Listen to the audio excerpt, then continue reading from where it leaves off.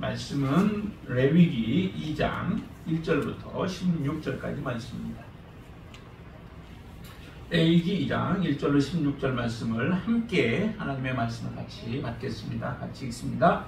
누구든지 소재의 예물을 여호와께 드리려거든 고운 가루로 예물을 삼아 그 위에 기름을 붓고 또 그 위에 유향을 놓아 아론의 자손 제사장들에게로 가져갈 것이요 제사장은 그 고운 가루 한 움큼과 기름과 그 모든 유향을 가져다가 기념물로 제단 위에서 불사를 지니 이는 화제라 여호와께 향기로운 냄새니라. 그 소재물을 남은 것은 아론과 그의 자손에게 돌릴지니 이는 여호와의 화제물 중에 지극히 거룩한 것이니라. 네가 화덕에 구운 것으로 소재의 예물을 드리려거든 고운 가루에 기름을 섞어 만든 무교병이나 기름을 바른 무교전병을 드릴 것이요 철판에 붙인 것으로 소재의 예물을 드리려거든 고운 가루에 누룩을 넣지 말고 기름을 섞어 조각으로 나누고 그 위에 기름을 부을지니 이는 소재니라. 네가 냄비의 것으로 소재를 드리려거든 고운 가루와 기름을 섞어 만들지니라. 너는 이것들로 만든 소재물을 여호와께로 가져다가 제사장에게 줄 것이요 제사장은 그것을 제단으로 가져가서 그 소재물 중에서 기념할 것을 가져다가 제단 위에서 불사를 지니 이는 화제라 여호와께 향기로운 냄새니라. 소재물에 남은 것은 아론과 그의 아들들에게 돌릴지니 이는 여호와의 화제물 중에 지극히 거룩한 것이니라. 너희가 여호와께 드리는 모든 소재물에는 누룩을 넣지 말지니 너희가 누룩이나 꿀을 여호와께 화제로 드려 사르지 못할지니라. 처음 익은 것으로는 그것을 여호와께 드릴지나 향기로운 냄새를 위하여는 제단에 올리지 말지며 또 내 모든 소재물에 소금을 치라. 내 하나님의 언약 소금을 내 소재에 빼지 못할지니 내 모든 예물에 소금을 드릴지니라.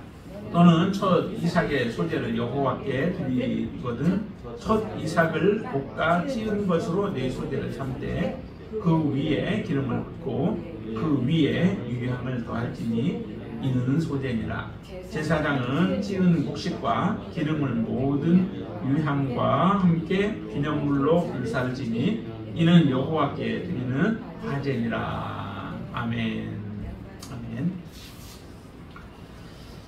여러분들이 계속해서 우리가 이제 제사에 대한 부분들을 말씀을 보고 있지만 그 가운데 여러분들이 잊지 마셔야 할 것이 그 큰 그 구조를 잊지 마시라고 말씀을 드렸죠. 1장부터 10장까지에 해당되는 부분에는 특별히 하나님 앞에 드려야 하는 예물과 제사장에 대한 부분들을 말씀을 하시는 겁니다. 그래서 예물이 거룩해야 되고 제사장도 거룩해야 되죠. 그래서 거룩한 것들을 하나님 앞에 드리되 정말 하나님이 받으실 만한 그런 예물로 하나님 앞에 드리도록 하기 위하여 여러 가지 하나님 앞에 드려야 하는 것들이 제약이 많이 있습니다. 제약된 부분들이 있는데 그 말씀대로 그것이 힘들어도 그 말씀 그대로 우리가 하나님 앞에 드릴 때에 하나님이 기뻐 받으시는 제사가 되어지고 또 우리는 그래서 하나님 앞에 거룩한 자로 설 수 있게 되어지죠. 하나님이 만나주시는 겁니다.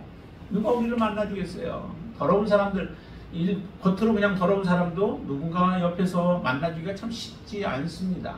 가까이 가서 그의 더러움을 씻어주고 그러면서 따뜻하게 대하기가 쉽지 않은데 더군다나 우리는 하나님 앞에 완전히 진멸된 자들이었습니다. 그런 우리들이 어떻게 하나님 앞에 나아갈 수 있겠어요? 그러나 하나님은 그 방법을 우리에게 이 레위기를 통하여서 말씀해 주시는 것입니다. 그렇기 때문에 굉장히 중요하죠. 오늘 두 번째는 이제 소재의 예물이에요. 하나님 앞에 소재로 예물을 드리려거든 어떻게 드려야 하냐, 어떤 예물을 또 드려야 하느냐, 드릴 때 어떤 방법, 어떻게 해야 하나님이 받으시는 그런 예물이 되어지는가라고 하는 건데요. 이 소재라고 하는 것이, 소재라고 하는 그 단어의 뜻은 사실은 그 선물이라고 하는 의미도 가지고 있어요. 하나님 앞에 선물을 가지고 가면 거기에 예물이라고 표현되어 있죠. 1절에 보면은 누구든지 소재의 예물을 여호와께 드리거든 할 때 그 예물이라고 하는 말이 신약에서 한번 사용이 됐는데 그게 뭐냐면은 고르반이라고 하는 표현을 예수께서 하시죠. 너희 고르반 하면은 이거는 하나님께 드린 바 되었다. 하나님께 드린 것이야 라고 말하면서 부모에 대해서도 섬김을 하지 않는 것에 대해서 책망할 때 그 고르반을 사용했는데, 이 고르반이라고 하는 예물이라고 하는 것은 하나님 앞에 이제 드린다라고 하는 거예요. 그것도 하나의 예물과 또 헌물, 제물 이런 의미들을 가지고 있어요. 그래서 소재의 예물, 다시 말하면 하나님 앞에 선물을 가지고 가려면 하는데, 그 선물이 지금 여기서는 무엇을 얘기하냐면 곡물로 하나님 앞에 예물을 드리는 것을 말씀을 하고 계십니다. 자, 그래서 그 소재의 예물들, 그 예물들은 몇 가지가 좀 되어 있죠. 하나는 첫 번째는 이제 고운 가루여야 된다라고 얘기를 해요. 고운 가루에다가 그 다음에 또 들어가는 게 뭐예요? 그곳에 기름이 들어가죠. 기름과 그 다음에 유향을 거기에 다 이제 더하게 되어집니다. 이렇게 해서 하나님 앞에 드려지는 소재의 예물이 있고, 또 이제 그 소재의 예물 가운데도 다른 부분들이 또 있죠. 그것이 어떤 것이냐면은 4절에 보시면은 화덕에 구운 것을 하나님 앞에 또 예물을 드리는 경우가 있다는 거죠. 지금 첫 번째 얘기한 것은 고운 가루 그리고 기름, 유향을 거기에다 더해서 하나님 앞에 드려지는 경우도 있지만, 화덕에다 구워서 구운 것 가운데는 이제 무교병, 빵과 같은 것이 있고, 또 전병도 있죠. 전병도 이제 발라서 한 건데, 그 전병과 무교병, 이와 같은 모습으로 하나님 앞에 드려지는 것들이 있다라고 하는 거죠. 그런 소재물의 경우 어떻게 해야 하는가라고 하는 것과, 그 다음에 세 번째는 철판, 5절에 보면 철판에 붙인 것, 우리의 붙인 게 비슷한 게 그런 모습인 것 같아요. 그래서 철판에 붙인 것인데 거기에 또 동일하게 그 재료들이 들어가게 되죠. 고운 가루 그리고 기름을 섞어서 하게 되고, 그 다음에 그걸 조각으로 나누어서 그 위에다 기름을 부어서 만들게 되어지는 이런 소재물을 하나님 앞에 드리는 경우도 있죠. 또 그리고 하나는 또 7절에 보면은 냄비, 내가 냄비의 것으로 소재를 삼는다는 거죠.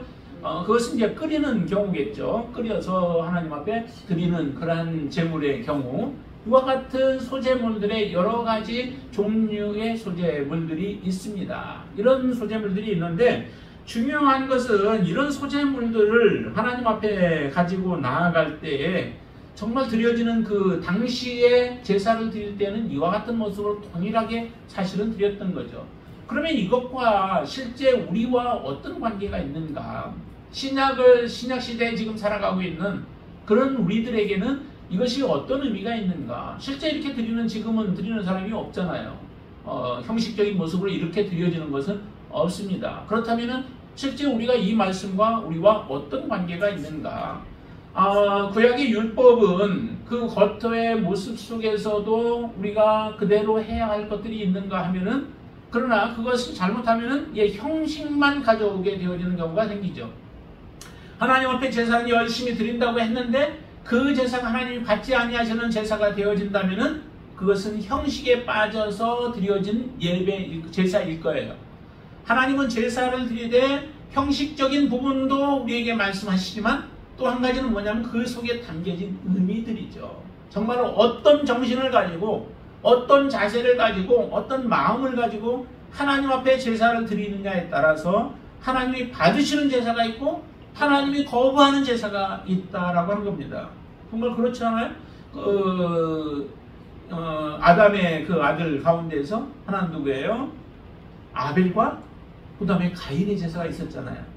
근데 똑같이 하나님 앞에 제사를 드려서 같은 제물로 드린 것은 아니지만, 그러나 하나님 앞에 제사를 드렸는데 그 제물 안에 사실은 사람의 마음이 담겨져 있는 거죠. 아벨이 선택한 제물과 또 가인이 선택한 제물은 사실은 차이가 있는 거예요. 그들의 마음이 어디에 있느냐에 따라서 그 예물이 달라지는 거죠. 동일한 예물을, 같은 종류의 예물을 선택한다 할지라도 가장 좋은 것은 하나님 앞에 드리는가 하면은 어떤 경우는 맞이 못하여서 드려지는 그러한 예물이 되어질 수 있다는 겁니다. 그런 예물은 하나님 앞에 제사의 것으로 골라서 하나님이 원하시는 것을 요구했을 때 드려지는 제사라면은 하나님이 받으시겠지만은, 그렇지 않다면은 하나님이 거지도 아니고 정말 하나님 그것을 받으시겠어요?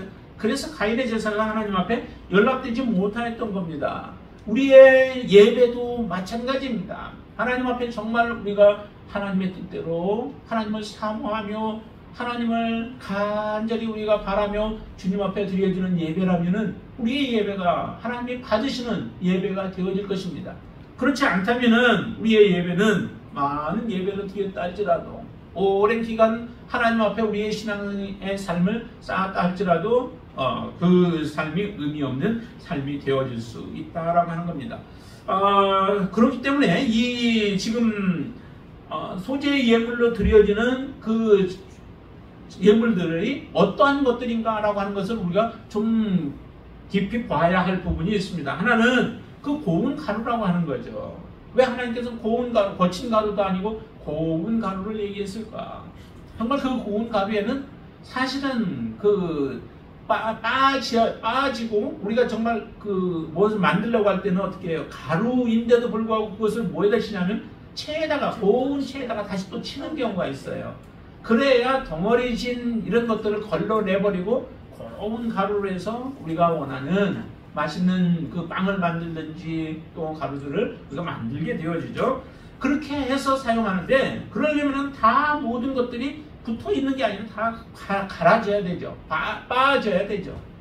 여러분들이 정말 믿음 생활한다라고 하는 것은 우리가 주님과 합하여야 되고 주님의 뜻대로 우리가 살아가야 하는 삶은 우리 자신이 있는 모습, 옛 성품, 또 우리의 그 죄성을 가지고 있는 그 성품을 가지고서는 하나님 앞에 나아갈 수 없습니다.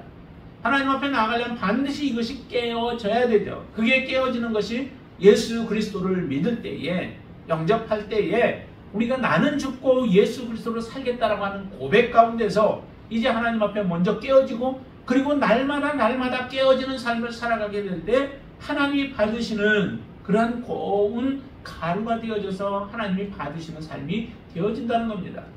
여러분들이 살아가면서 믿음으로 우리가 행해야 할 때 항상 우리의 그 속에 있는 성깔이 나타나고 여러분들의 성격이 모진 성격들이 그대로 나타난다면 그게 어떻게 하나님의 자녀요, 하나님이 받으시는 우리의 삶이 되어질 수 있겠습니까?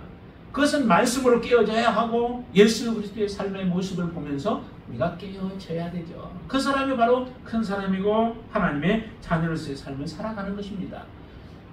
이렇게 그 고운 가루로 여러분들도 깨어지셔야만 합니다. 여러분들은 정말 여러분들의 성품이 얼마나 죽으셨습니까? 이전 예수 믿을 때와 믿지 않을 때와 여러분들의 모습이 얼마나 좀 달라지셨습니까? 믿을 때나 지금이나 동일하다면 여러분들은 아직도 깨어지지 않는 삶이요, 아직도 예수 그리스도의 진정한 자녀로서 제자로서의 삶을 살아가지 못하고 있는 거예요. 때로는 옆에서 정말 그 달달 볶아도 정말 하나님의 말씀대로 살아가는 삶에 있어서는 굽힘이 없이 살아갈 수 있는 여러분들의 삶이 되시기 바랍니다. 하나님의 말씀이라면, 하나님의 뜻이라면 그 뜻을 붙잡고 곧바로 여러분들이 갈 수 있는 여러분들이 되시기를 바랍니다. 그것이 하나님이 우리에게 원하시는 삶이에요. 기름도 보세요. 기름이 여러분들 짜지려면 어떻게 해요? 정말 꾹 눌러야 되죠. 얼마나 그 압력으로 눌러야 돼요. 예수님께서 십자가를 지시기 전에 어디로 가셨냐면은 겟세마네 동산에 가셨죠. 겟세마네 동산에서 가신 이유가 가셔서 그곳에서 기도하신 거죠. 정말로 땀이 피와 같은 모습으로 되어질 정도로 힘을 다하여 마음을 다해서 하나님 앞에 간구하는 거예요. 간구하여서 정말 하나님 앞에 모든 것, 십자가에서 자기의 모든 것을 다 내려놓고 죽으실 그 삶을 준비하신 것이죠. 근데 제자들에게 요구했습니다. 나를 위해서 좀 내가 힘드니까 나를 위해서 기도해달라 라고 하자 제자들은 그러지 못하죠. 40 동안도 깨어있지 못해요. 육신이 약하니까 그럴 수 있다라고 생각을 하지만 그러나 그만큼 준비가 되지 못하는 거죠. 기도하지 않는데 어떻게 준비되어질 수 있겠어요? 하나님의 뜻을 알기를 위하여, 그리고 하나님의 뜻 앞에 순종하기를 위하여 기도해야 하는데도 그것을 알지 못하니까 시험이 오니까 무너질 수밖에 없는 것이었죠. 그 겟세마네라고 하는 것이 바로 뭐냐면 기름을 짜는 틀이라고 하는 그런 의미를 가지고 있죠. 정말로 주님께서 모든 것을 다 짜내시는 것처럼 그렇게 짜야만 기름이 나오게 되어져요. 꾹 누르죠. 압력으로 꾹 누를 때 기름이 새 나오는 그 모습들을 보여주듯이 우리의 모든 것들이 정말 하나님의 말씀 앞에 놓아지고 또 우리의 속에 있는 정말 주님을 사모하는 그 마음만 우리에게 남아있게 되길 바랍니다. 하나님 그것을 위하여서 우리에게 무엇을 주시냐면은 고난을 주시죠. 여러분들 앞에 고난이 있을 때에 그 고난 때문에 여러분들 불평불만하지 마세요. 정말 쉽지는 않습니다. 그러나 하나님 앞에 그런 고난 속에서도 하나님의 뜻이 있겠지, 하나님의 나를 위한 선하신 계획이 있겠지라는 분명한 믿음으로 하나님 앞에 여러분들의 믿음을 고백할 수 있게 되길 바랍니다. 많은 사람들이 이 땅에서 믿음으로 살아가는 사람들이 이와 같은 고난들을 당해요. 그러나 그 고난 속에서 사람들이 무너지지 않습니다. 정말 믿음의 자녀들이라면 그 고난을 통하여서 새로운 모습으로 그들이 만들어져 가죠. 자, 우리 한번 야고보서 한번 보실까요? 우리가 많이 보았던 말씀이긴 한데 야고보서 1장 한번 보세요. 야고보서 1장 2절로부터 4절까지 말씀 한번 보시죠. 자, 같이 한번 읽습니다. 내 형제들아, 너희가 여러 가지 시험을 당하거든 온전히 기쁘게 여기라.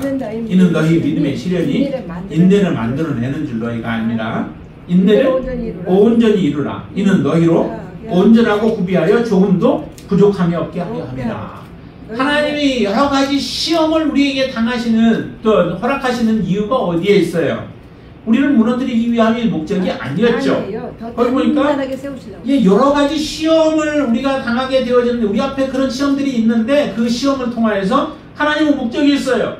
너희 믿음의 시련이, 믿는 자들에게 이런 시련이 오는 것은 그 시련으로 인하여 인내를 이루기 위함이라는 거죠. 너희들의 인내가 얼마나 있는지. 인내는 어느 때 필요하냐면은 고난이 올 때에 우리의 인내가 필요한 거죠. 잘 되는데 인내할 필요 없습니다. 정말 어려움들이 오고 내 생각처럼 되어지지 않냐고 여러분들이 어려움, 아픔들이 있을 때에 바로 그때 인내가 필요한 거죠. 그때 인내로서 온전하게 인내를 이루게 되어지면, 그러니까 온전히 참고 그러면서도 하나님을 소망하며 바라보게 되어진다면 어떤 일이, 놀라운 일이 이루어지냐면은 그게 바로 4절이에요. 인내를 온전히 이루라. 이는 너희로 온전하고 구비하여 조금도 부족함이 없게 하려 합니다. 하나님 앞에서 부족함이 없는 거예요. 사람들에게서가 아니라 하나님이 보실 때 정말 조금도 부족함이 없는 그런 사람을 만들기 위해서는 반드시 그 과정 속에 필요한 게 뭐냐면 바로 이 시험이라고 하는, 시련이라고 하는 이런 것들이 우리에게 필요하다라고 하는 거예요. 정말 하나님이 그럼 여러분들을 사랑하신다면은 하나님이 여러분들 앞에 무엇을 놓으시겠어요? 그 앞에 평탄한 길을 놓으시겠어요? 아니면 시련을 놓으시겠어요? 정말 사랑하는 자라면은 이런 시련들을 여러분들이 건너가게 하고 그것을 감당하게 하신 이후에 여러분들을 온전하게 만들고자 하는 것이 하나님의 목적이라는 거죠. 그래서 고린도전서 10장 13절에도 말씀하시잖아요. 우리가 감당할 시험밖에 우리가 당한 것이 없다. 그러니까 하나님은 미쁘시고 하나님은 우리를 미쁘신 분이시기 때문에 우리가 시험 당할 때는 우리로 하여금 그 피할 길까지도 예비하시면서 우리의 믿음을 키워가시는 거죠. 우리의 믿음을 온전하게 만드시는 거죠. 하나님이 받으실 만한 믿음으로 자라가게 하시는 것입니다. 그렇기 때문에 우리가 감사한 거죠. 그 하나님을 찬양하는 거죠. 지금은 잘 몰라요. 고난 속에 처해졌을 때는 잘 몰라요. 그렇기 때문에 필요한 것이 뭐냐면은 하나님, 이 고난을 통하여서 나에게 이루고자 하시는 것이 무엇인지 하나님, 제가 그것을 분별할 수 있게 해주세요. 기도가 필요한 거죠. 하나님의 뜻을 알면 그 다음에는 이제 우리가 순종할 수 있는 겁니다. 기다릴 수 있는 겁니다. 인내할 수 있습니다. 우리 그 베드로전서도 한번 보실까요? 야고보서 뒤쪽에 있죠. 베드로전서 5장을 한번 보세요. 전서 5장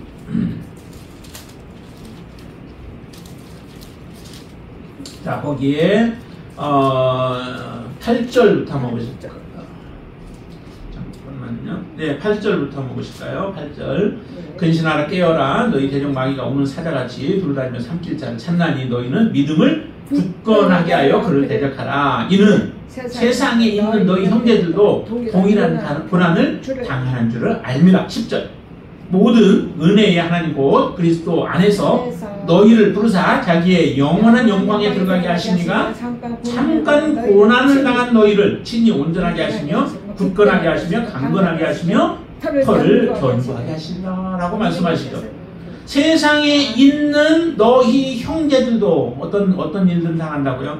거기 보니까 동일한 고난을 당하는 줄 아니라 하나님 앞에 믿음으로 살아가는 자들에게는 이런 동일한 고난들이 있다는 거예요. 그러니까 그 고난을 하나님 제게서 고난을 맛보지 않게 해주세요 라고 하는 게 아니라 그 고난을 통하여서 하나님이 이루시고자 하는 것을 이루게 해달라고 하는 기도가 우리에게 필요한 것이죠. 그러면서도 10절에 아까 읽은 것처럼 잠깐 고난을 당한 너희를 친히 온전하게 하신대요. 굳건하게 하신대요. 강하게 하신대요. 그리고 털을 견고하게 하신대요. 왜냐하면 하나님께서 그리스도 안에서 우리를 부르셔서 하나님의 영원한 영광에 들어가게 하신 그 하나님께서 우리를 이처럼 고난 가운데 처한 우리들을 내버려 두지 않고 그들을 강하게 하시고 굳건하게 하시고 온전하게 친히 하신다는 겁니다. 이렇게 하실 하나님이 계신데 우리가 두려워할 이유가 무엇이 있겠습니까? 그러니까 염려할 필요가 없는 거죠. 우리를 돌보시는 하나님 앞에 정말 우리가 온전히 맡기기만 한다면 우리는 정말 하나님과 함께 동행하며 마지막까지 하나님을 섬기는 자로 서게 되어질 줄로 믿습니다. 이런 고난들이 우리에게 찾아옵니다. 찾아오는데 그러할 때라도 정말 기름을 짜내는 것과 같은 이 기름이 되기 위해서는 그런 고난들을 견뎌야만 기름이 나오게 되어지죠. 향도 마찬가지예요. 향이 어떤 때에 향이 짙은 향이 나오냐면은 막 짓밟혔을 때 그렇대요. 그냥 가만히 있을 때는 향이 별로 안 나요. 로즈마리나 이런 거, 그 허브도 보면은 그냥 지나가면 잘 안 나죠. 그런데 어떻게 해요? 손을 한번 쓱 문지르기만 해도 향이 나는데 그것을 짓이겨 보세요. 손에 그 향이 아예 배어버려요. 그래서 그 향이 진하게 나듯이 바로 이 짓눌려질 때에, 짓이겨질 때에 그때 향이 나게 되어지죠. 그 진가를 그제서 이제 향을 맡으면서 우리가 알게 되어지죠. 욥이 얼마나 고난을 많이 당했습니까? 정말 고난, 그 말로 할 수 없는 고난들을 당하게 되어지죠. 근데 죄가 있어서 당하는 것이 아니라 정말 하나님 앞에 믿음으로 의로 살았던 삶이에요. 그런데도 그의 삶이 그와 같은 고난이 끊이지 아니하는 고난을 당하게 되어질 때에 그 입술로 하나님 앞에 범죄하지 않습니다. 하나님 앞에 오히려 하나님을 더 소망하며 바라보게 되어지죠. 그때 욥이 했던 고백이 어떤 고백이에요? 욥기 23편을 한번 보실까요? 10절. 욥기 23편 10절 말씀 한번 보실까요?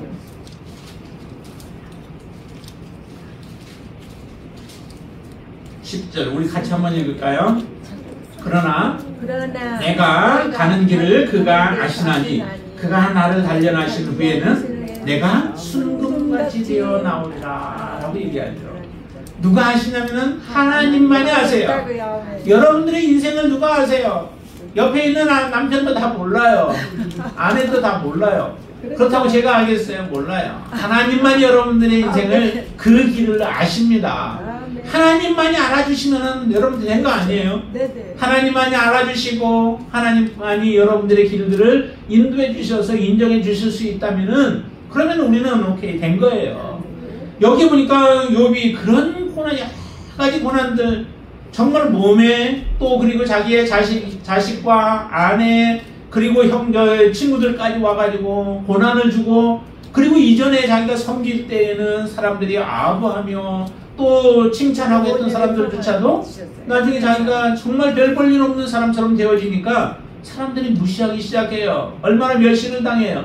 정말 이런 멸시를 당할 이유가 없는 사람인데 그와 같이 되어졌을 때에 그가 고통이 얼마나 컸겠어요. 그런데 그때 주님을 바라보면서 하는 고백이 이 고백인 거예요. 그러나 내가 가는 길을 그가 아시나니 그가 나를 단련하신 후에 이런 환난과 여러 가지 조롱과 멸시 또 고난들 고통들이 지나간 이후에 내가 순금같이 나오리라. 전에 개혁 한글에는 정금같이 나오리라 그래요. 오직 그가 아시나니 그가 나의 길을 다 간 후에는 내가 정금같이 나오리라 라고 그렇게 고백하고 있어요.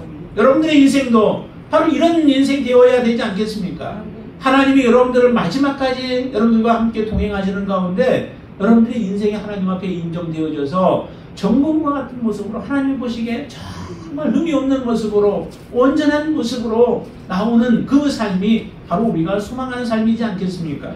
이런 삶을 살기 위해서는 사실은 예수 그리스도의 삶을 우리가 보아야 돼요. 네. 우리가 정말 어떻게 살아갈 때 이와 같은 삶을 살아갈 수 있을까? 고난 속에서도 이겨내기 위해서는 예수 그리스도를 우리가 보라고 그랬죠. 히브리서에서 히브리 기자가 많이 그렇게 했잖아요. 정말 항상 우리는 주님을 보아야만 해요. 그래서 마태복음에서는 이렇게 말씀합니다. 마태복음 한번 5장을 또 한번 보시죠.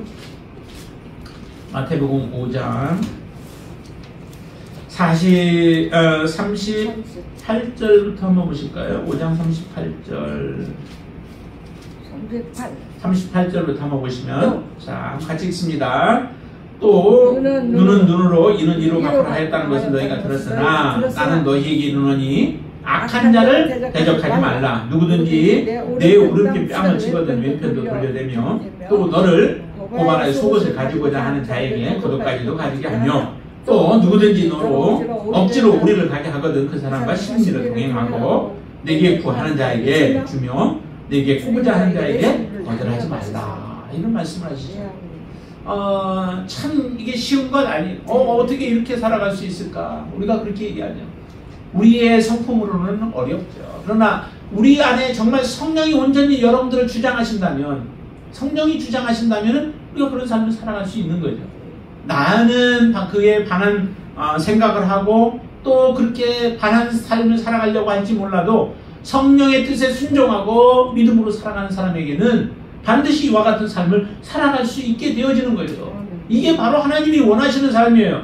그러시면서 43절부터는 이렇게 얘기합니다. 하나님이 어떤 사람인가 라고 하는 것을 우리에게 보여주시면서 하시는 말씀이 43절 또 내 이웃을 사랑하고 내 원수를 미워하였다 하는 것을 너희가 들었으나 나는 너희에게 이르노니 너희 원수를 사랑하며 너희를 박해하는 자를 위하여 기도하라. 원수를 사랑하래요. 보기도 싫은데 사랑까지 하래요.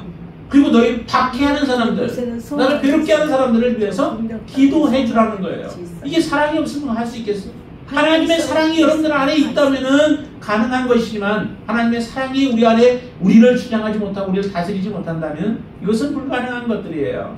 내가 이것을 할 수 없어요 라고 하나님 앞에 그렇게 주장하면서 우리는 이전의 삶으로 살아간다면은 내 안에 하나님의 사랑이 없습니다. 내가 하나님의 사랑을 받지 않았습니다 라고 고백하는 것과 같다는 거죠. 하나님은 우리를 위하여 자기의 사랑하는 아들 예수 그리스도를 주시기까지 사랑하셨습니다. 여러분들 그렇게 사랑하셨습니다. 그 사랑이 우리 속에서 지금 꿈틀거리고 있고 용솟음 치고 있다면 그 사랑으로 우리는 사랑하게 되어 있다라고 하는 거예요. 주님은 하나님은 어떤 분이에요? 하나님은 선인과 악인에게도 햇빛을 주시고 비를 주시는 분 아니시겠어요? 그러시기 때문에 이렇게 우리에게 요구하십니다. 48절 말씀 5장 48절입니다. 마태복음 그러므로 하늘에 계신 너희 아버지의 온전하신 것 같이 너희도 온전하라 라고 말씀하십니다. 온전해야만 우리가 하나님 앞에 설 수 있는 거죠. 여러분들이 온전하지 못하면 하나님 앞에 설 수 없습니다. 그렇기 때문에 하나님은 우리에게 말씀하시는 거예요. 여러분들이 온전하시라고요. 어떻게? 하나님이 온전하신 것 같이 여러분들이 온전하시라는 겁니다. 그렇게 온전할 때에 하나님의 진정한 자녀요 제자의 삶을 우리가 살아가고 있는 것이요 그리스도인의 삶을 살아가고 있는 것입니다. 하나님 그렇게 요구하세요. 정말 이런 삶을 우리가 포기해서는 될까요? 포기할 수 없는 겁니다. 포기해서는 안 되는 거고 당연히 이렇게 살아갈 수 있도록 하나님 우리에게 은혜를 베풀어 주셨어요. 예수 그리스도의 사랑으로 내가 하나님을 먼저 사랑한 게 아니고 하나님이 우리를 먼저 사랑하셨어요. 그래서 우리 안에 사랑을 부어주신 거죠. 그 부어주신 하나님의 사랑이 여러분들 안에 있기 때문에 형제를 사랑할 수 있는 거고 또한 하나님을 사랑할 수 있는 것입니다. 하나님 그것을 요구하세요. 이런 삶을 살려면 반드시 필요한 게 바로 성령님의 역사이신 거죠. 예수님은 그 성령 안에서 이 삶을 이루어내신 거예요. 용만이 그렇게 살아간 것이 아니라 예수 그리스도가 그렇게 살아가셨습니다. 예수님의 삶이 얼마나 정말 힘든 삶이에요. 하늘 보좌 하는 모든 영광을 다 내려놓고 하나님과 동등하셨지만 그 동등함을 내려놓으시고 이 땅에 피조물로 오신 것도 정말 우리가 불가능한 것이지만은 그러나 주님은 그 일을 하셨다는 거죠. 근데 오셔서 하신 것이 우리를 사랑하신 거예요. 하나님이 말씀하신 대로 그대로 그 사랑을 베푸셨고 은혜를 베푸셨고 우리를 섬기셨습니다. 그 삶이 예수 그리스도의 전생애였던 것이죠. 예수님은 섬기러 오셨다고 말씀하셨어요. 잃어버린 자를 찾으러 이 땅에 오셨다고 말씀하셨어요.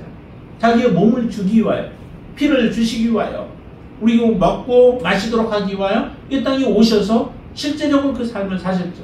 마지막 십자가에 죽으시기까지 주님은 그 삶을 사셨습니다. 그 삶을 사셨으면 이제 주님이 우리 안에서 역사하기를 원하시는 거예요. 제자들의 삶이 그런 삶이었죠. 초대교회 교인들의 삶이 그런 삶이었습니다.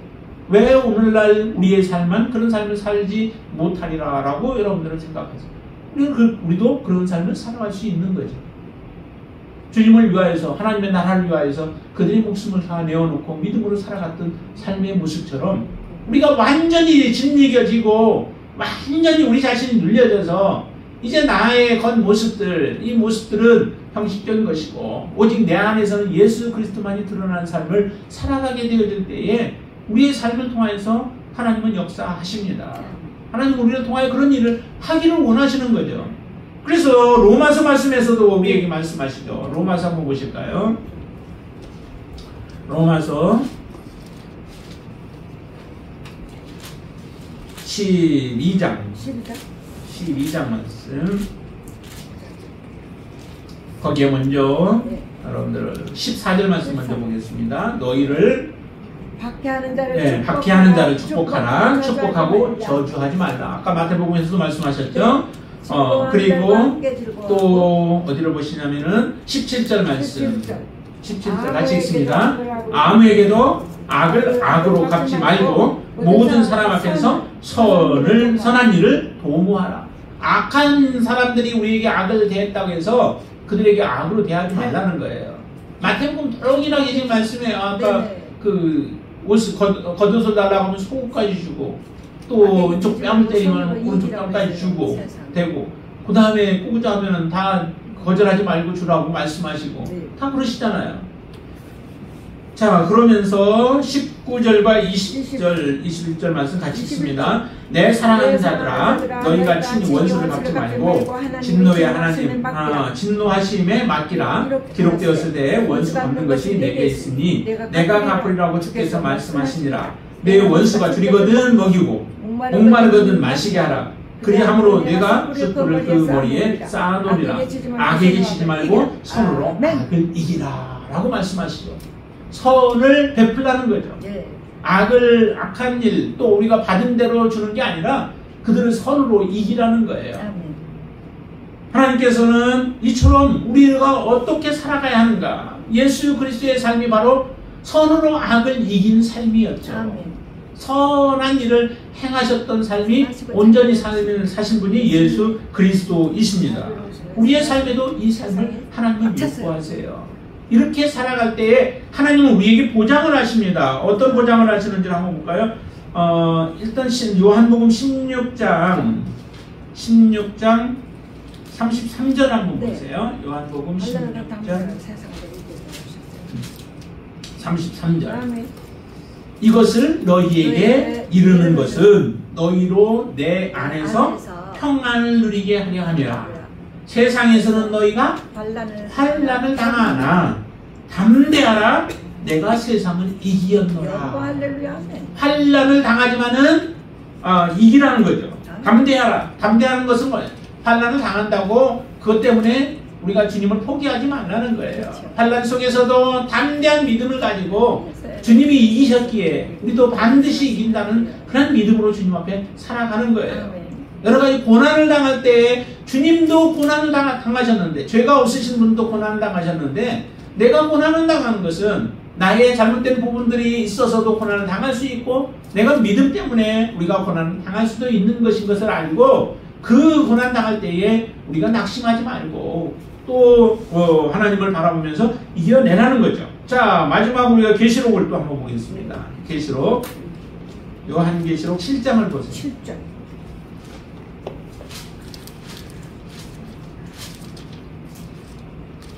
7장 13절과 14절 말씀만 보겠습니다.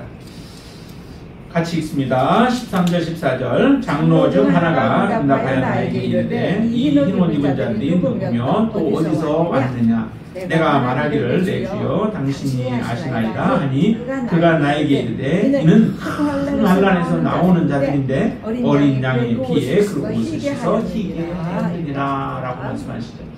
믿음의 자녀들이에요. 특별히 이 사람들이 누구냐면은 흰 옷 입은 자들이 예수 그리스도를 맞이하는 분들이죠. 예수 그리스도의 신부로서의 주님 앞에 서는 자들이 바로 이 사람들이에요. 그런데 거기에 단서 하나 붙었는데 그게 뭐냐면 큰 환난에서 나오는 자들이래요. 큰 환난에서 여러 가지 환난들이 그들이 앞에 있지만은 그 가운데 그것을 통과한 자들이죠. 지금 소재의 예물로 하나님 앞에 드리라고 한 그 예물들은 다 이 고통을 통과한 것들이에요. 고통을 통과된 것들만이 하나님 앞에 드려진 거죠. 네. 뭐 다른 것도 이제 있을 수 있겠지만 일단 여기 말씀하는 것 가운데는 그렇죠. 고운 가루도 그렇고 기름도 그렇고 유향도 그렇습니다. 이 고통을 통과되어진 것만이 하나님이 받으실 만한 그런 거룩한 예물이 되어지는 거예요. 우리의 삶에 고통이 있고 여러 가지 어려움들이 있을 때 여러분들이 심적으로 많은 고난을 당하고 고통을 당하고 육체적으로 또한 때로는 고난을 당하고 또 하나님 앞에 정말 믿음으로 살아가는 데 있어서 세상에 여러 가지 것들이 우리를 괴롭게 할지라도 하나님 앞에 그 인내하면서 그것을 이겨 나갈 때에 하나님은 우리의 삶을 하나님이 받으실 만한 거룩한 삶이 되어지는 거죠. 그런 거룩한 삶을 우리가 살아가게 되어질 때에 하나님을 기쁘시게 하고 하나님이 받으실 만한 향기로운 예물이 되어지는 겁니다. 하나님은 우리의 삶이 어떤 삶이어야 하는가라고 하는 것을 아까도 말씀드렸잖아요. 정말 하나님의 그 온전하신 것 같이 우리도 온전한 삶을 살아가기를 하나님은 원하시는 거예요. 그래서 계명을 주신 거죠. 예수님의 계명을 주셨고 율법을 주신 이유가 우리의 삶을 그렇게 해서 이전과 다른 하나님이 기뻐하시는 삶을 살라고 우리에게 주신 것입니다. 그 삶을 우리가 멸시할 것이 아니라 오직 그 말씀대로 순종하며 살아가서 우리의 삶의 고통을 통하여 하나님이 받으실 만한 진정한 삶이 되어지고 하나님 앞에 향기로 드려질 만한 우리의 삶을 살아가실 수 있게 되길 바랍니다. 예수님이 우리에게도 서신서에 보면은 말씀하시잖아요. 우리가 누구라고요? 예수 그리스도의 향기래요. 예수 그리스도의 향기를 내지 못한다면은 우리가 굳이 예수님의 그 대사로서의 삶을 살아갈 수 있겠어요? 여러분들 진정으로 예수 그리스도의 하나님이 기뻐하시는 그런 향기로서의 삶을 살아가고 계신가요? 그 삶을 통하여 하나님은 놀랍게 역사하여 주실 줄로 믿습니다. 오늘 이 소재의 예물과 같은 모습으로 우리의 삶이 하나님 앞에 드려져서 정말 하나님 앞에 오늘 예배도 또 그리고 여러분들이 어디에 있든지 간에 그 자리가 하나님 앞에 소재의 예물로 주님 앞에 드려져서 하나님을 기쁘시게 하는 또 하나님 받으시는 거룩한 제사가 되어질 수 있기를 주님의 이름으로 축원을 드립니다. 기도하겠습니다. 하나님, 우리가 하나님 앞에 나아갑니다. 그러나 우리의 힘으로가 아니라 하나님의 힘과 능력으로 주님 앞에 나아갑니다. 하나님 도와주시옵소서. 이제 우리의 삶이 정말 거룩한 삶이 되기를 원합니다. 또 선한 삶이 되어지기를 원합니다. 이방인들과 같이 우리가 받는 만큼 주는 것이 아니라 하나님, 우리가 핍박을 당하여도 박해를 당하여도 하나님을 찬양하며 그들을 사랑할 수 있게 하시고 기도할 수 있게 하시고 축복할 수 있게 하여 주시옵소서. 우리의 구별된 삶의 모습을 통하여 하나님 앞에 거룩한 제물이 되어지게 하시고 또한 하나님을 기쁘시게 하는 자로 설 수 있도록 주님 역사하여 주시옵소서. 이 소재의 예물과 같은 우리의 삶이 되어지기를 원합니다. 아직도 깨어지지 못한 것이 있습니까? 아직도 눌려져서 기름을 내지 못하는 것들이 있습니까? 또한 아직도 우리가 향을 내지 못하는 그냥 온전히 그대로 있어서 향을 전혀 바라지 못하는 모습의 삶, 이전 세상 가운데서 살아갈 때나 예수 그리스도께 나온다고 한 이후나 우리의 삶이 깨어진 부분이 없다면 우리는 형식적인 그리스도인에 불과한 줄로 믿습니다. 아버지 하나님, 다시 한번 우리에게 온전한 믿음 주셔서 하나님을 기쁘시게 하는 자로 설 수 있도록 주님 역사하여 주시옵소서. 이제 이후로 우리의 삶이 완전히 바뀌어져 주님 앞에 온전히 헌신된 삶을 살아가기를 원합니다. 그렇게 살아갈 수 있도록 힘과 능력을 더하여 주시고 우리 안에 역사하시는 성령님의 인도함을 따라서 우리가 온전히 순종하는 자가 되어지게 하여 주시옵소서. 예수님의 이름으로 간절히 기도드리옵나이다. 아멘.